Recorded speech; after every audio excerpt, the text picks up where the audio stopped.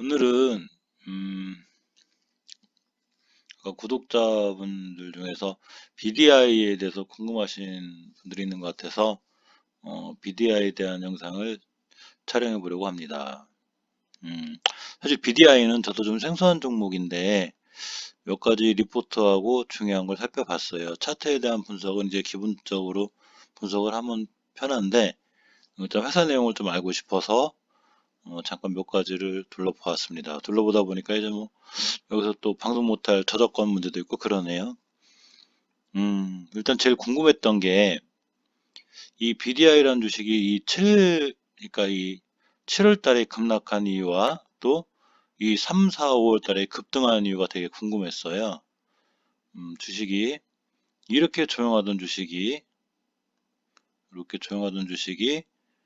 코로나 때문에 한번 쭉 빠졌다가 갑자기 뭐 물론 이제 코로나 또 진정이 되면서 이제 급등한 모든 종목이 다 많이 돌아왔죠. 제자리로 이렇게 돌아왔고, 그리고 갑자기 7, 8월 달에 엄청난 급락을 맞이합니다. 하한가.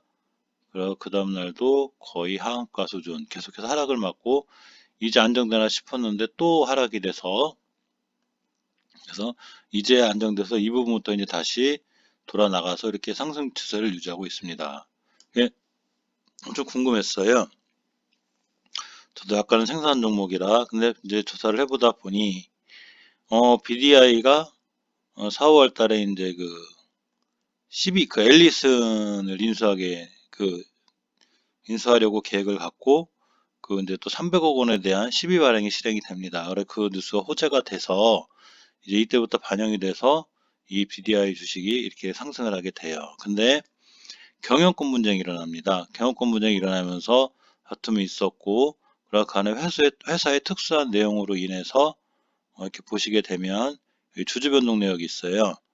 이 최대 주주이자 주요 주주인 김일강이라는 분이 장내에서 매도를 하게 됩니다. 7월 7일 날. 7월 7일 날 장내 매도한 날이면 이날이죠. 장 내에서 매도를 했기 때문에 많은 물량이 나왔고 그대로 하한가를 맞이하게 됩니다. 그 후에도 물량이 계속 나와서 이렇게 됐고요. 네, 추가로 여러 가지 물량들이 이제 복합적으로 나오겠죠. 그럼 이제 추가로 쭉 이어서 하락이 나오게 되고 이런 그 앨리슨 인수권에 대한 그 납입이 4월로 연기되고 5월로 연기되고 연기가 되면서 이제 불확실성이 강해지다 보니까 이렇게 하락을 하게 된 것 같습니다. 근데 이번에 그 BDI에서 그 8일날 그 제가 한단 그 내용을 하나 봤는데 이 당초 15일까지 마무리할 계획이 있었는가 봐요. 그래가지고 이 15일까지 인수를 마무리할 예정이라고 합니다. 그 이제 지난 3일날 그 납입이 완료된 120억 금의 신주 인수 부사채 그거하고 회사 내 보유 자금으로 그 앨리슨 파마슈티컬스죠. 이 앨리슨의 인수 자금을 모두 확보했다고 6일날 밝혔습니다. 그래서 제가 6일날 그 저기 차트를 보니까 고가가 16%, 그 뉴스와 함께 이렇게 급등을 했던 것 같아요. 이제 앨리슨 인수가 차질 없이 진행이 되겠다는 얘기죠. 사실 이 뉴스만 보면 이건 나쁜 건 아니에요. 회사가 어쨌거나 그 지금 보면 풍력이나 이런 신재생 에너지 쪽으로도 영향을 확대하고 있고 또 바이오 쪽으로도 이렇게 해서 이 회사를 인수함으로 인해서 이쪽으로도 성장을 하는 이런 모습을 갖추려고 합니다. 그래서 이 친구의 그 재물을 좀 봤어요. 재물을 봤는데 재무제표가 그 유보율이 430%에 부채 비율 220% 이렇게 나오고 있습니다. 이제 물론 회사는 2026년도에 적자를 맞이했고요. 뭐 해마다 이렇게 크게 적자가 나는 회사는 아니라 자본이 이렇게 힘들어 보이진 않지만 이제 좀 앨리슨 같은 회사를 인수하다 보면 어쨌거나 자금이 많이 딸리다 보니까 외부에서 이렇게 자금을 동원한 것 같습니다. 제가 아는 내용은 여기까지고요. 근데 이 전에 과거가 어땠든 우리는 지금 주식을 사는 사람들이고 이제 과거를 알아야 미래를 아는데 이 상황은 그런 것 같아요. 이때 300억 원 12 발행과 앨리슨 인수라는 호재로 인해서 이렇게 올라갔다가 경영권 분쟁이 원래 호재긴 한데 이쪽 거꾸로 경영권 분쟁이 터지고 또 김일강이라는 그 경영권 싸움하시던 분이 이쪽에 전부 다 물량이 나오면서 이렇게 하한가도 맞고 이렇게 이제 급락을 하게 되고 또 앨리스는 불확실성이 제기가 되면서 이게 떨어지지 않았나 하는 개인적인 생각을 갖고 있어요. 근데 점점 이제 안정화가 돼가고 앨리스는 이제 마무리가 돼가면서 주식이 쭉 우상향으로 이렇게 이어지게 됩니다. 근데 이제 이거는 이 회사에 대한 내용에 관한 이제 차트 상황이고요. 차트를 딱 냉정하게 그런 뉴스나 회사의 내용에 상관없이 냉정하게 차트 상황만 딱 놓고 보면 이렇습니다. 이 주식은 저는 주식을 매수할 때 기술적인 부분도 상당히 중요하게 생각하는데 반드시 주봉에서 5주선 위에 있거나 이격이 가까울 때는 제가 10주선까지 버티는 경우가 되게 강하고 그러고 박스권 돌파할 때를 되게 좋아해요. 그럼 이 친구의 주봉에서 박스권은 여기가 되죠. 이렇게 이 못 뚫었던 자리를 저번 주에 뚫었습니다. 저번 주면 11월 6일 전주죠. 그러니까 일봉에서 보시면 여기부터 제가 거드릴게요. 요 가격이 돼요. 요렇게 요 가격이 되는데 요 가격을 요때 뚫어놓고 한 번 안착을 합니다. 9일 10일 날 그래놓고 탕 썼어요. 다시 상한가 근처까지 이렇게 쏘게 되고 다시 조정을 받습니다. 근데 오늘 조정을 받는 과정에 이 주식이 밑으로 마이너스 4% 떨어졌다가 다시 고가의 16%를 찍고 종가는 8%로 마무리했어요. 깔끔하게 잘 끝난 편이에요. 아무래도 15일에 호재가 있다 보니까 방 뜨면 더 날아갈 수 있는 여지는 있어요. 그리고 이 오늘 저가의 자리가 중요한 지지선의 자리입니다. 이렇게 그래서 이 중요한 지지선을 지었다는 얘기는 이 밑으로 깨지 않으면 앞으로도 이 주식은 계속 우상향의 기조가 엿보이고요. 요 고점인 요 저항선 두 개, 얘를 뚫고 돌파하면 그 다음 저항선인 이 자리 13,000원 굉장히 높죠. 왜냐하면 문제가 이 하한가에 대한 갭을 메꾸는 건데 다시 추가로 나올 물량이 없다고 보면 이 자리까지도 가능하고 상한가에 또 한번 상한가 이 정도가 됩니다. 근데 이거 너무 희망적인 얘기일 수도 있고요.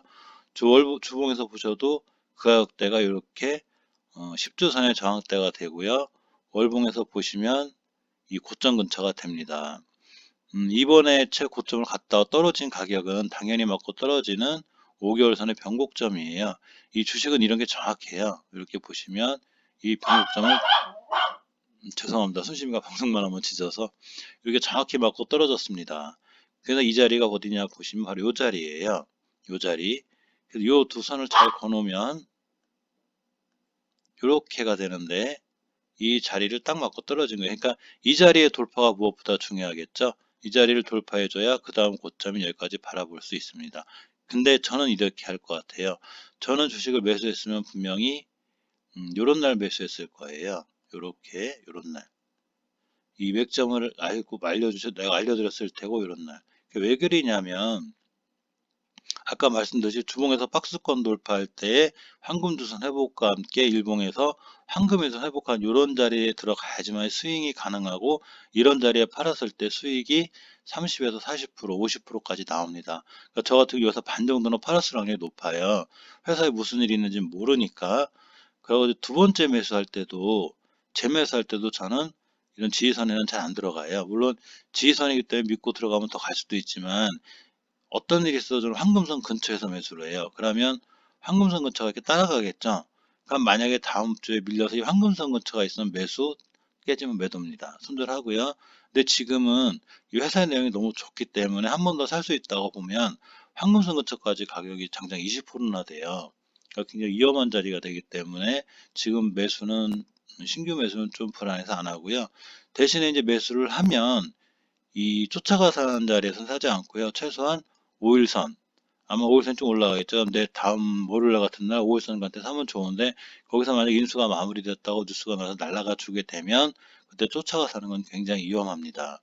그래서 순간 이런 게 욕심이 돼서 이렇게 쫓아가서 하게 되면 반드시 고점에 물려버리게 돼요. 뭐 또 이제 딱 떨어지면 그런 뉴스가 뜨죠. 재료 소멸. 이래버리면 끝이에요. 그러니까 첫 매수 타이밍이 여기가 제일 좋았고 만약에 지금부터 신규 매수를 하실 분들은 이제 여기부터는 저는 신규 매수는 권해드리지 않아요. 왜 그러냐면 황금선 근처가 아니기 때문에 이런 근처라면 제가 매수해도 괜찮습니다 하죠. 여기서 매수해서 황금선 깨면 손절. 왜냐하면 올라갈 확률이 떨어지는 것보다 크기 때문에 그렇습니다. 그렇지만 만약에 이런 자리에서 매수하신 분들이라면 일단은 무조건 홀딩하는 게 맞아요. 5일선 깰 때까지는. 그러니까 더 들고 가셔도 되고 주봉에서도 마찬가지로 추세를 잘 유지하고 있기 때문에 이 선까지는 얼마든지 보이고요. 월봉에서도 당연히 5개월 선이 변곡점만 돌파해주면 이번 달에 이 전고점까지도 볼 수 있는 상황, 즉 좋은 상황은 돼 있어요. 상황이 절대 나쁘진 않고요. 정확히 박스권을 거놓으면 이 자리에 있는 물량 소화가 끝났다고 보고 이렇게